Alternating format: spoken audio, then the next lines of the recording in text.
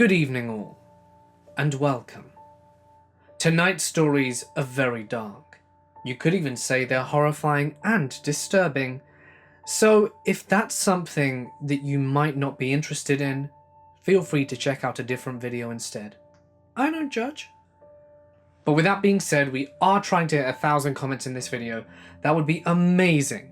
So maybe as the video is playing, leave a nice little comment, or not even a nice little comment, just a comment really. Let's see if we can hit 1,000. That would be amazing. Also, Forge Fiction, the book that we're writing together.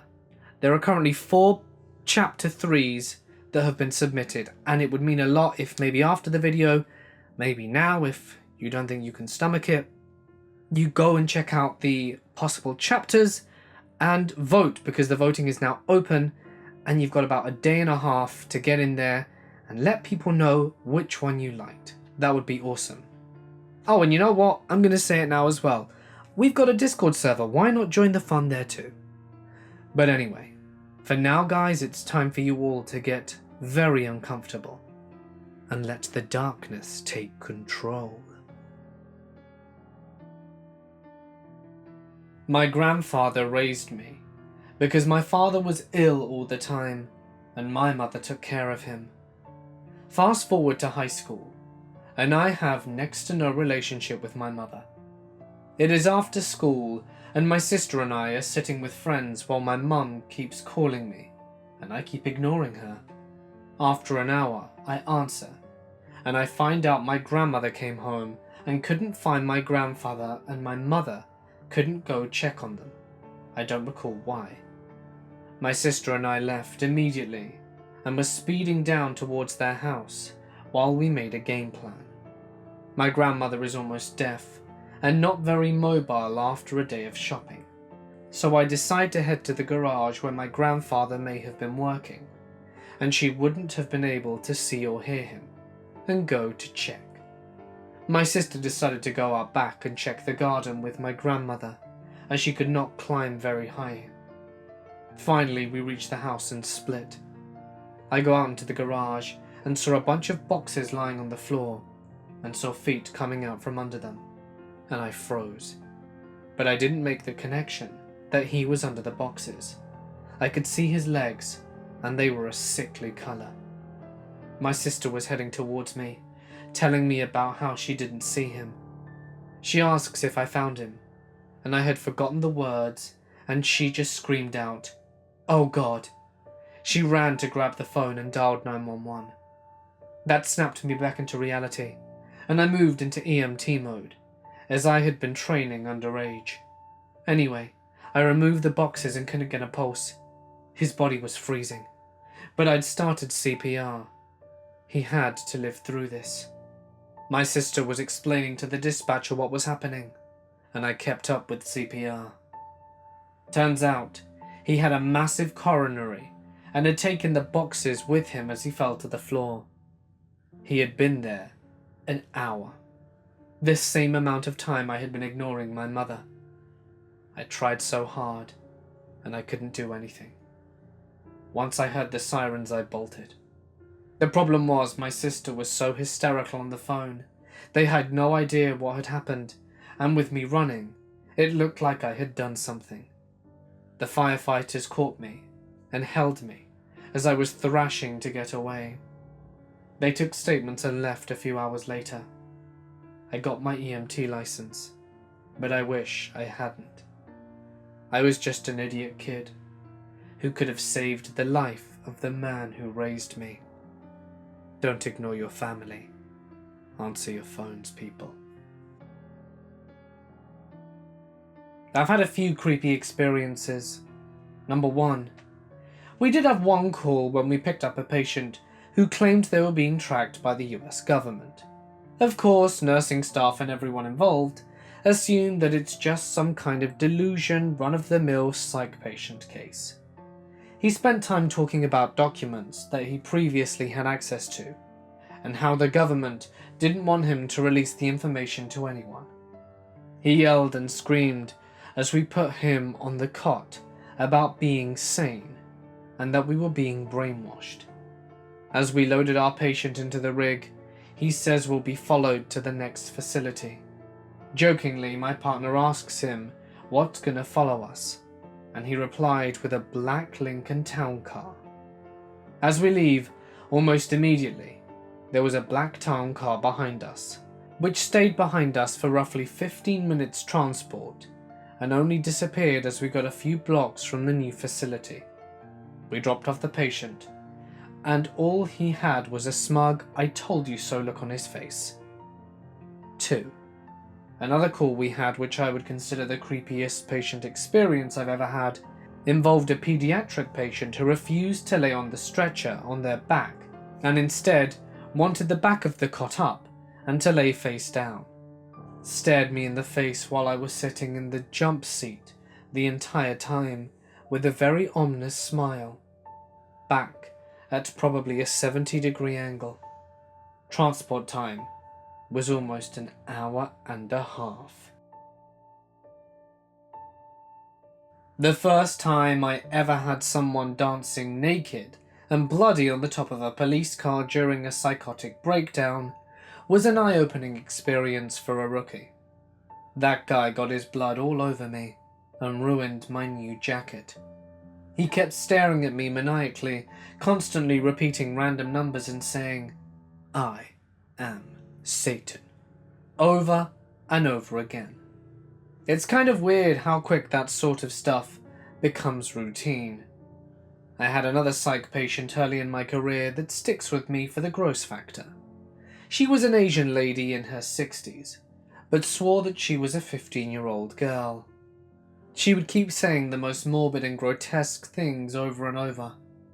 I don't remember the exact details, but she did talk about being sexually abused repeatedly and having her skull caved in the morning.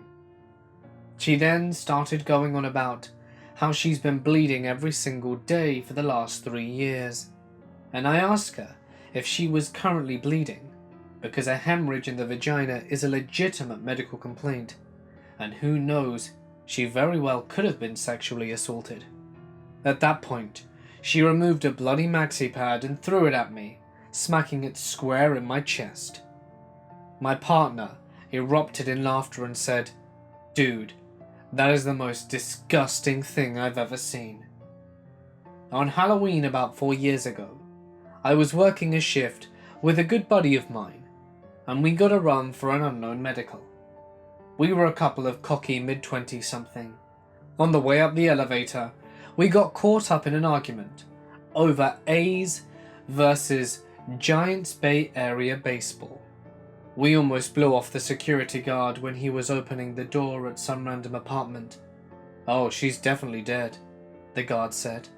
And we were instantly like, "What?" Usually the cops get to this sort of thing before us. Plus, we had no idea a dead body was involved. Yet there she was, reclined in her lazy boy with her feet up all the way in a position of comfort. Her eyes were rolled back and mouth agape, just like in the movies. Over her head was a translucent plastic bag neatly taped around her neck. I don't know if it was the combination of reclined death in a lazy boy or a nonchalant plastic bag, a possible murder, or the fact that it was Halloween. But that was a creepy scene. I think we actually had a shooting and a stabbing on that shift as well. In general, the creepiest calls for me are the hangings. Something about a body just hanging lifelessly in the dark. The last one I had, we were dispatched to without lights and sirens, which in itself is weird. We ended up at a Safeway with a bunch of cops who had no idea where the hanging was. Apparently, a guy was shopping casually in the produce section. This guy mentions to us that the body was at the construction site across the street. Needless to say, we told the guy to show us where now. Sure enough, there was a well-executed hanging about 5 feet off the ground. Good rope rigged and tied over 2 cement blocks on the other side of a chain-link fence. Seeing a dead body hanging in the dead of night is one of those things that stays with you. You keep it in your back pocket, so you can tell the stories later when someone asks you about the job. I was a lifeguard and was at a swim and meet 6 years ago. Kids are allowed in the shallow end, but people are racing, so most are watching the main pool area. A kid of 3 to 4 in the pool starts crying because they're cold and wants to get out. No parents are coming to the kid's aid, and my colleagues notice and takes a running dive into the 2-foot pool. That didn't turn out well. Me and a bunch of other lifeguards jump in, feet first, and turn her over and lift her enough so her face is above the water. She's semi-conscious, babbling about the kid and her dive, and she's swimming over to him now. Nothing is moving, so we have about 6 people there holding her as steady and as still as possible. 2 more bring the backboard, which we move under her, bringing her up to meet her, and then strap her in before taking her out of the pool and drying her off. EMTs arrive soon after and take her to the hospital. I really don't remember the rest of the evening. Last I recall, she had months of PT in order to have a possibility of having movement again. Parents, watch your damn kids. A week after gaining my CPR certification, I had to try and perform CPR on a woman dying of a heroin overdose. I was at a thrift store with some friends looking for Halloween costumes, and someone came in saying that someone was passed out in the parking lot. I was in the dressing room, and it just got super quiet. So I came out and told them I was certified, and go take a look, and that they needed to call 911. I go outside and didn't see anyone on the ground. Someone comes out and shouts that the person is in the car that's parked far out by itself. I ran over and honestly freaked out. She was pretty much already dead, completely blue in the face, slumped against her car window. She had the red druggy rings around her eyes, but those were blue too because she was so oxygen deprived. We opened the door, and I'll never forget when we turned her head to see if she still had a pulse. She had tears running down her face. We pulled her out of the car and put her on the ground and took her pulse again, because the first person to do it wasn't sure. We started CPR, and the ambulance arrived about a minute after. They got her strapped up and continued CPR. They had another ambulance come in, and those EMTs got out, and there were about 6 of us surrounding her. The cops told us they had administered some type of drug that can apparently reverse heroin overdoses if given in time, but she was pretty much dead already. They would do the necessary stuff until they could get her to the hospital and call it, according to him. I also remember when we opened the door, there was a heroin needle and empty pill bottles all over the floor. She wasn't very old. We also think she had kids. She had some toys and a car seat, plus 2 named tattoos on her. I have a few stories to share. The first. I once answered a call. 2 brothers were arguing over drinks, and one of their girlfriends or wives was over. Anyway, the brothers are drinking heavily, and one pulls out a gun and shoots the other. When I received the call, I can barely get the guy's address over him screaming to send the paramedics. He keeps shouting, "Where the hell are they?" while I'm trying to stay calm and give CPR instructions and tell him to tell the female there to stop the bleeding, as in apply pressure on the wound. Furthermore, medical cannot go on scene until police have secured the firearm. Listening to the pain in someone's voice while they're screaming for help kind of haunts you. Both of them had to be around 30 years old, and I couldn't imagine killing a family member. So the next one happened later at night, probably around 11:30 p.m. A female calls me screaming. She was yelling, "I'm burning!"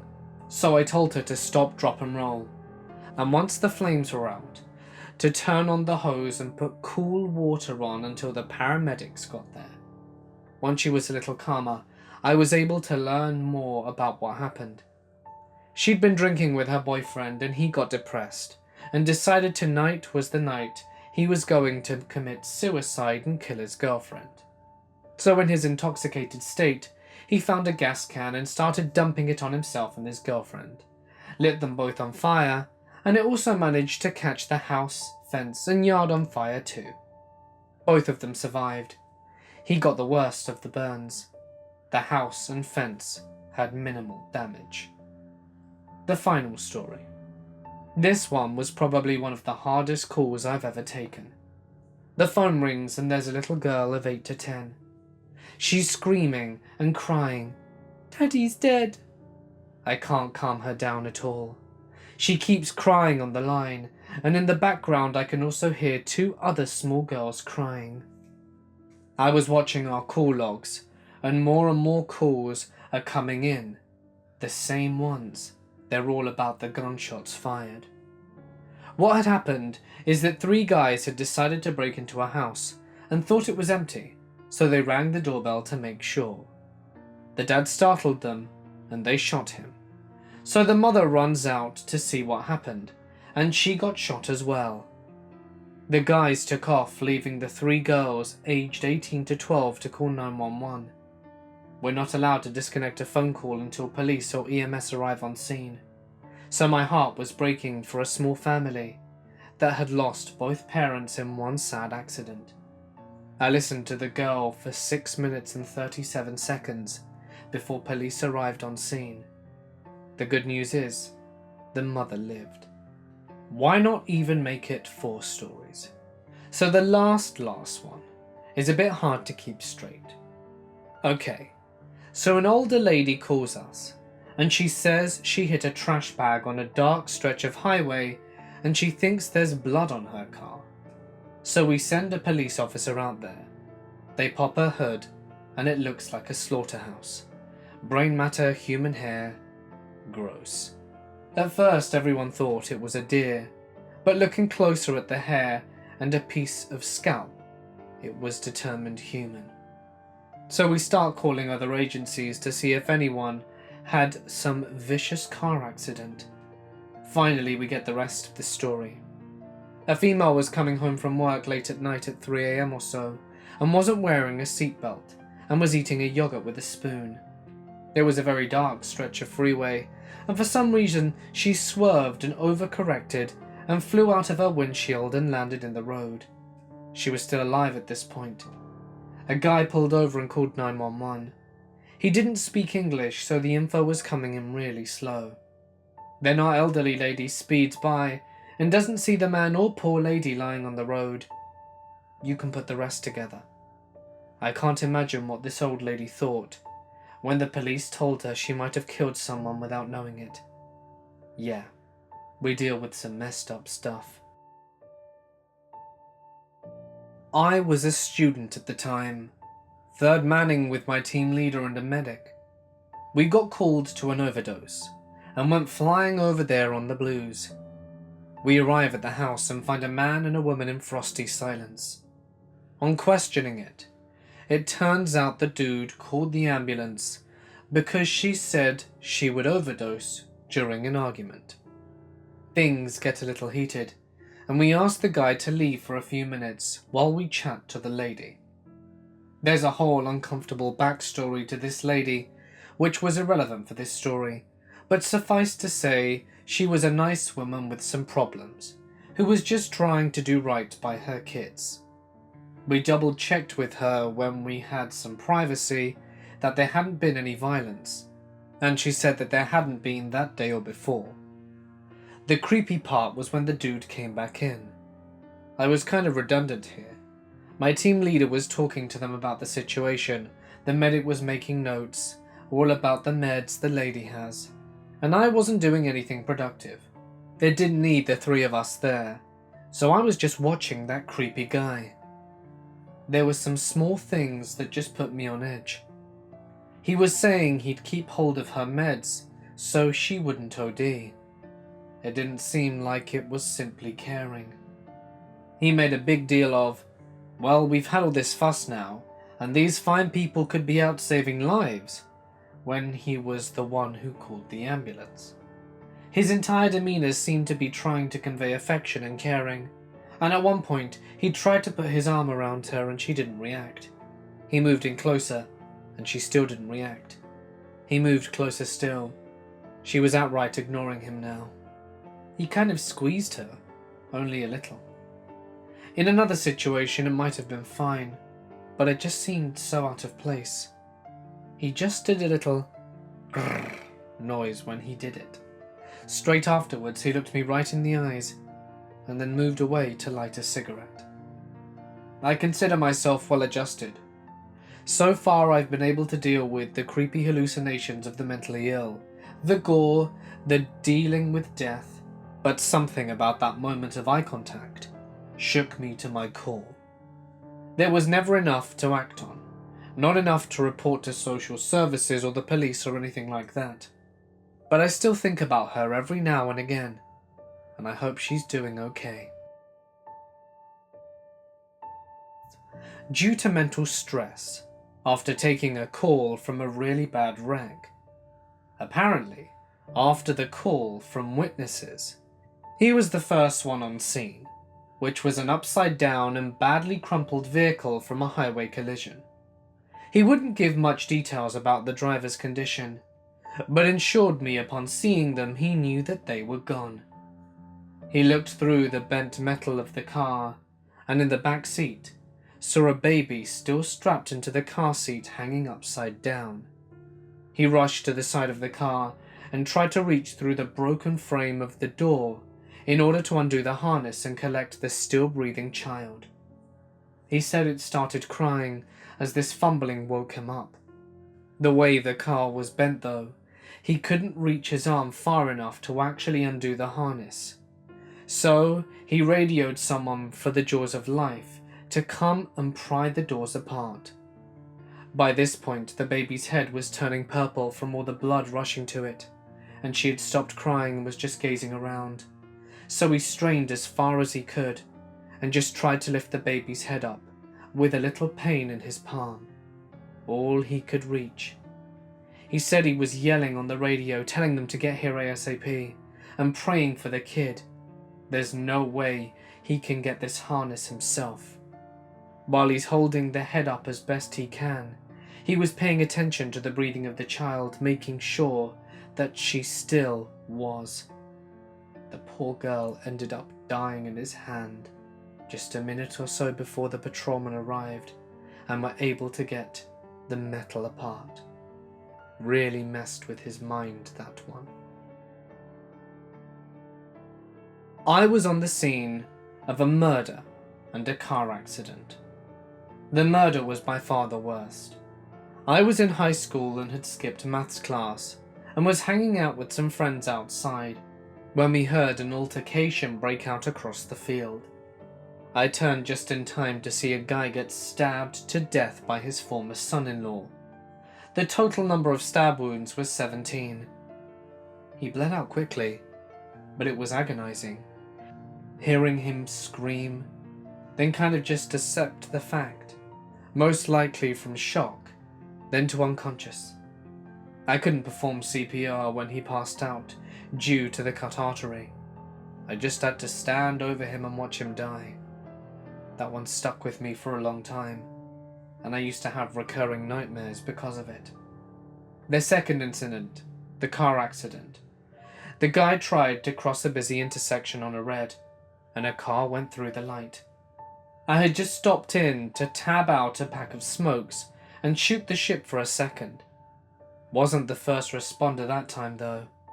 The amount of blood that can come out of your head is, well, a lot. Didn't bother me much when it happened, but the sight of blood kicked back some old memories of the stabbing. This story is not my own. It was told to me by my grandfather, who had passed away last year, and just wanted to get his stories out there on the internet. As a kid, I always knew my grandfather was an EMT for his local town, before moving to live with my parents and I. So he always told me the typical put your seatbelt on and other important, yet common knowledge sort of stuff. As I got older, I liked spending time with him, and often watched shows with him. While watching an episode of Chicago Fire, I asked him what the worst call he ever had was. He told me that he had been an EMT and a firefighter for a while, and this particular night he was riding in the ambulance. They got a call over the radio for shots fired, and the victim was a teen. As they told him, the parents called in the shots. They are only a few minutes away, and they knew by the nature of the call that it was most likely a suicide. When they arrived on scene, they were supposed to wait for the police to show up due to the shots fired, but the mother of the kid ran outside and said that her son shot himself. They know they shouldn't have, but they rushed upstairs and into the house, into the boy's bedroom, and found the kid on the floor, laying next to a shotgun. You could see the skull and brain matter scattered on the ceiling and walls, and the kid's face down on the ground. When he reached down to get a pulse, just to make sure, the kid rolled over and sat up. It scared the crap out of him, and he jumped back and gasped. The kid was sitting up, mumbling incoherent words. The training kicked in, as he started wrapping his head, even though you could see through the skull, and the kid had blood streaming down his head. After he was wrapped up, another ambulance came and rushed him to the nearest hospital. He puked after the kid was taken away, and it was the only time he ever puked on the job. 3 a.m. Unknown problem. Priority 2 dispatch, which means closest apparatus responds lights and sirens while everyone else responds normally. Functioning as the attendant in charge that night on a basic life support ambulance. We were furthest out, but something didn't feel right, so I upgraded my unit's response to priority 1, lights and sirens, and moot point at 3 a.m, but covering my driver's arse. We were first on the scene, because the engine was inexplicably delayed as they were just a block down the street. We encountered a cop running up to my unit and saying, "Follow me." So we did. This was a group of townhouses in a shoe horse around a commons area that was probably 75 yards wide and 25 yards deep. I get out and follow this cop. At that point, an officer comes charging out the door of a unit with a bundle in his hands. He explains it's an infant and he's not breathing. Direct him to the back of the ambulance and unwrap the bundle. I find a 3-month-old infant, clearly very dead but still warm. I have to work it because of protocol.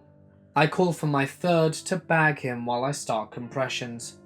My third freezes, but at that moment the whole engine crew shows up and we get to work. We work him to the hospital, but know it's futile as the paramedic couldn't pass the tube due to rigor. We get to the hospital and he's declared dead by the pediatric doctor. We later found out the baby was in a motel 10 miles away abandoned. A couple took him home and were taking care of him, until they could call CPS the next day. I never did understand this side of the story. They woke up to feed him at approximately 3 a.m, and found him non-responsive, which is when they called 911. I kept tabs on the case for a while, and found out the child died from an OD of heroin, most likely passed through the milk of the mother. To my knowledge, the mother has never been found.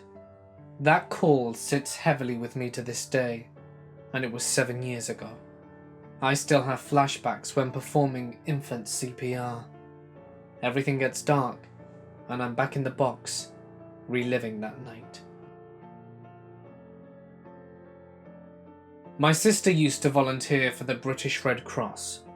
On occasion, she did motorcycle or motocross events, and one day, this guy came off his motorcycle and refused to collar.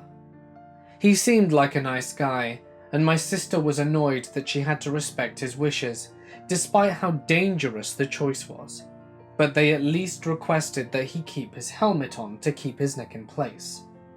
He was able to sit up on his own, but they at least convinced him to get on a stretcher, and he agreed to their terms. It was just outside the hospital that the guy decided he was too warm in his helmet and sat up. My sister tried to keep his helmet on and get him to lie down, but he was stronger than her and insisted he do it. Despite her best efforts, he pulled his helmet off, and the moment he did, he slammed down on the stretcher again. His neck had been broken on impact, and the moment he had removed the helmet, which was keeping everything in place, his broken spine had shifted and severed the spinal cord. It was, as my sister described it, something like an internal decapitation. They could do nothing for him. It wasn't about the blood and gore, there was none of that. It was knowing that they'd been so close to saving his life. They were outside the hospital. All they had to do was to get him to keep his helmet on, and she failed. Despite the fact it wasn't her fault, I saw what it did to her, and it wasn't funny. Sometimes it's not the bloody things that mess up a person, but the quiet failures. One that sticks out to me, and I remember frequently, was a few years back, when we were dispatched to a Pizza Hut for a self-inflicted gunshot wound. When we arrived, I immediately assumed we were seeing a dead on arrival, as the entire maxillary and navel cavity were blown out. As I get near the patient, a 21-year-old male, I see the slightest rise and fall in his chest, and there was a really thready pulse. So we ended up having to crick him out because of his totally obstructed airways. The crazy part was later learning that there was a security video of this kid, who was a cashier at the Pizza Hut, exchanging money with a customer for pizza, then reaching under the counter into a bag, pulling out a handgun and placing it under his chin and pulling the trigger. The frame rate of the video was slow, but you could still see the shock of the customer, as he just stood there frozen for over a minute. He died in surgery at the Level 1 trauma downtown, that I also happened to tech at. I was a reserve firefighter / EMT for a large FD. We got a call that came in as vehicle VPED. Typically in my area, those types of calls end up being nothing serious, more often than not. This one turned out to be serious. 9-year-old boy in traumatic full arrest. He was hit by a car while riding his bike home from school. Due to a miscommunication mishap, we were sent to the trauma hospital that was over 13 miles away, even though the nearest receiving ER that had the ability to stabilize was only 2 to 3 miles away. It took us over 20 minutes to get there, even with a police escort due to traffic. It was rough, not only because of that, but because I had to do CPR on a child that I knew was not going to make it for over 20 minutes. Halfway to the hospital, he had brain matter coming out of his nose and CSF out of his ears. He was declared dead shortly after we transferred him to the hospital gurney. I had to sit outside in the ambulance bay and catch my breath.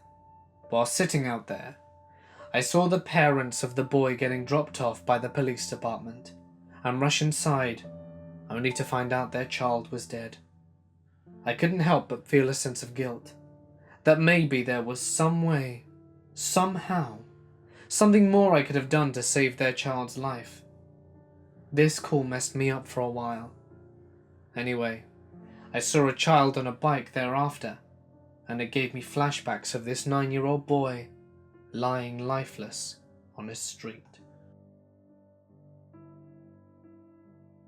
I have a few stories. It's fairly common in my city for newborn babies to be wrapped in a plastic bag and placed in a gym bag / backpack. Desperate mothers who are often victims of sexual assault feel they have nowhere to turn to and can't afford a child. The first time I had to examine a DOA newborn in such a condition was an eye-opener. They often won't cut the cord and placenta, and it will still be attached. Bear in mind, this is in the African heat, and it can be a while before anyone notices the bag in the first place. I've been kicked in the head by a young lady out of her mind on Niobe, who believed she was a demon sent to kill 100 people. We fished her out of a municipal swimming pool at around 1 in the middle of winter. It took 3 cops and 2 firefighters to hold her down, while my ALS sedated her. It also took far more than we would have, though, to knock her out. When she looked me in the eyes and told me that I'm doomed and she was going to kill me, it was a very strange moment. I attended a structural fire in an old office building that was used as informal housing. Very high density.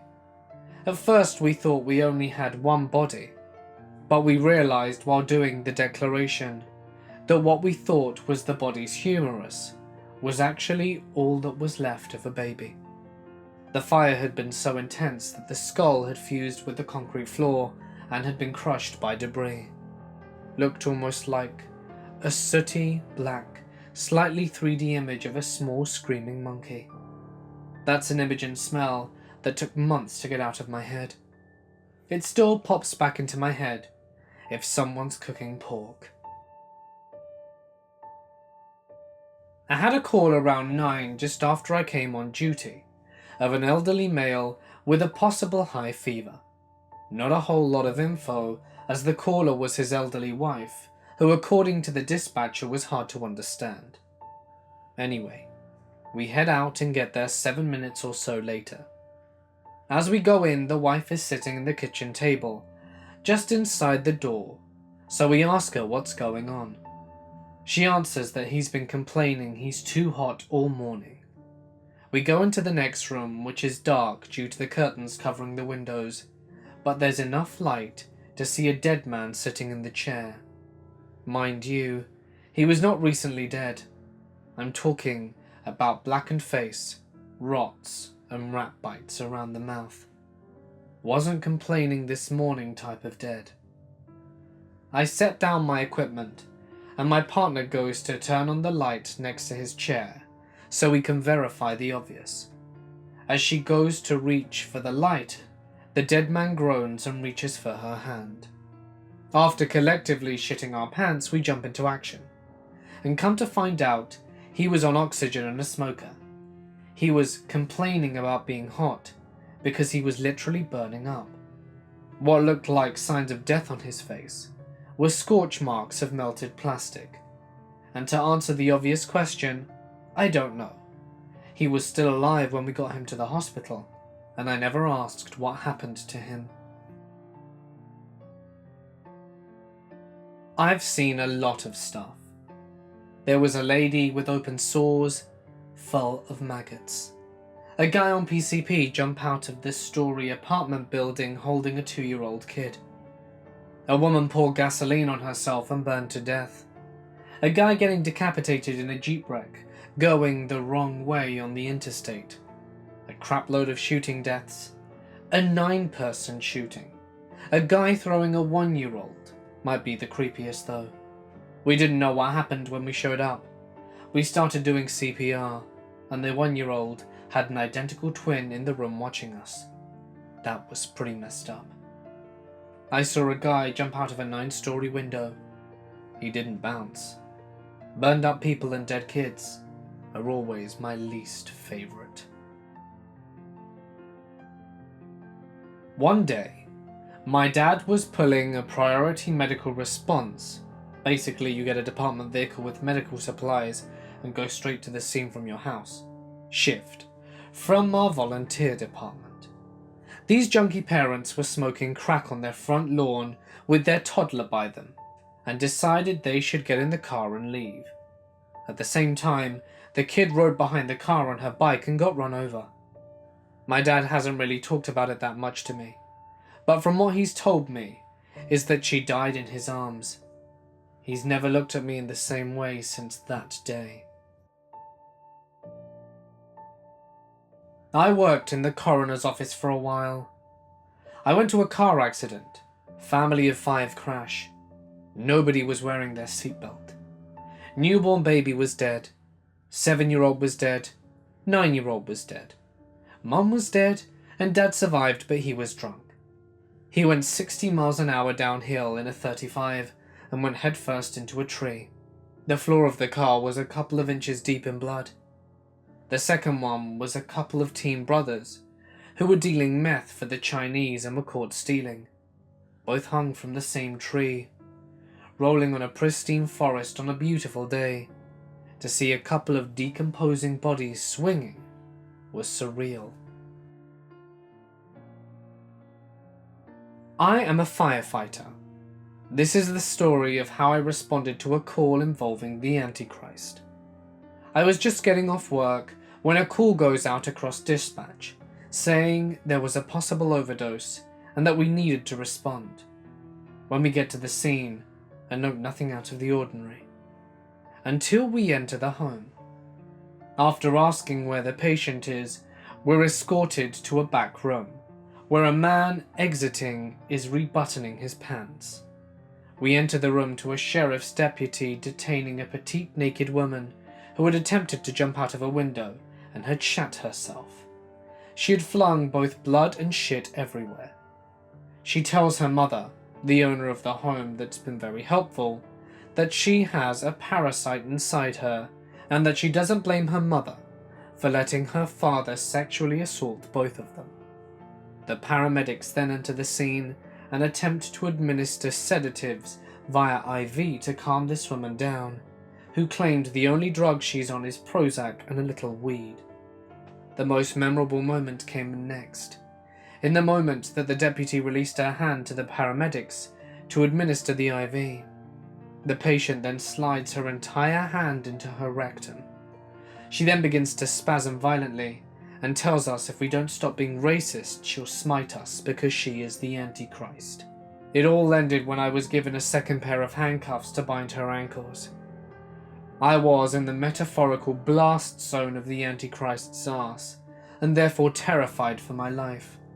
All went well, thankfully, and I was spared the brown death. I was then called back to the paramedics to handle her, and to this day, I've never dealt with anyone quite like the Antichrist. Although I've heard many stories from my uncle about his time as an EMT, this is the story that will stick with me until I die. About 6 years ago, my Uncle Vinny's paramedic crew responded to a call from a hotel in Philly, and it was one of the more horrific experiences he's had. The initial report stated that a maintenance man named Mike went to check on room 417, since water had been reported flooding into the hallway, and it was he who found the body. Mike informed 911 that there was a man in the in-suite hot tub who appeared to be deceased, and he was all but hyperventilating as he tried to make his report. Mike relayed that he saw the man and immediately backed out of the room, being careful to not drop his phone into the several inches of water on the floor. My uncle's two-man paramedic team entered the room about 12 minutes later, and they almost gagged at the smell of feces and burning flesh. Vinny, who has a stomach of steel, had to press his hand to his mouth to keep himself from vomiting. The room was filled with steam, and the humidity was insanity, making the men sweat profusely. Their grip on their equipment was slipping, and they knew they needed to extract the victim quickly. The naked man was floating in the hot tub, a maniacal grin plastered on his face. From the looks of the man, he'd been in the water a while, since his bruised skin had started to peel off his body in long, squishy strips. Vinny held his breath and checked for vitals, while one of the other EMTs went to get a bag from the body. Even though my uncle saw corpses regularly, this method of death was a disturbing first for him, and something about the whole situation was unnerving. As Vinny placed his fingers on the man's wrist, expecting to feel nothing, he had to choke back a startled scream when the victim's hand shot out and grasped his arm. It wasn't a corpse. The John Doe didn't show any other signs of being responsive, but when the other EMT went to check the man's eyes for a dilation reaction, his pupil looked slitted, almost like those of a reptile. Vinny was weirded out, but dismissed it as a side effect of getting boiled alive like a hard-boiled egg. As the men removed the victim from the hot tub, the man began to thrash, strips of flesh splattering on the EMTs. They tried to pin the man down to keep him from hurting himself, but he was shockingly strong. As the last bits of flesh dropped to the floor, Vinny saw there wasn't more skin underneath. It was scales. His partner must have noticed it too, because both men began screaming in unison. The thing began to growl, and my uncle's normal desire to figure out problems turned into sheer fight or flight, with flight winning out. He ran from the hotel room, his teammate on his heels, and they slammed the door behind them. A moment later, they heard one of the windows shatter. The men had no idea how to explain to their boss what happened, but after some phone calls and a few men in black suits appearing, they were given a specific story to follow. They were told to say that John Doe tried to drown himself, and that the mentally unhinged man climbed down the fire escape when his attempt failed. Vinny, who was paid extra well to keep his mouth shut, never did tell anyone his story until he shared it with me recently. I could tell he didn't want to, but I was the only one in the family who would believe him. The only reason I even shared his ridiculous story is because he thinks someone has been stalking him the last few weeks, and he's worried that that thing has returned. I thought it was crazy, until I went to his house yesterday and saw a trail of bipedal clawed footprints underneath his windowsill. Now my uncle is missing, and I think I'm the only one who really knows what happened to him. Hey guys, it's Mort here, and thank you so much for listening. Damn, these stories were dark. I think there are a few messages we can take away from videos like these. Number 1, always wear your seatbelt. I find it astounding that people still don't do this. A little bit of discomfort on your drive, at the cost of maybe death, or paralysis or something horrible like that. Yeah, no, it doesn't seem worth it to me. Please wear your seatbelt, guys. It is there for your safety after all. And I think the story about answering the phone resonated with me too. If someone calls you, maybe answer. It could always be important. I think a lot of us are probably guilty of ignoring our phone at times. If you liked the video and weren't profoundly horrified, it would mean a lot if you would drop a like and leave a comment with your thoughts, as it goes a long way. Don't forget that we're trying to hit 1,000 comments, so it'd be really cool if you could leave a comment, let me know what you thought, maybe let me know anything really, and I'll get back to you, and we'll see if we can hit the target. It really does mean a lot, so thank you guys.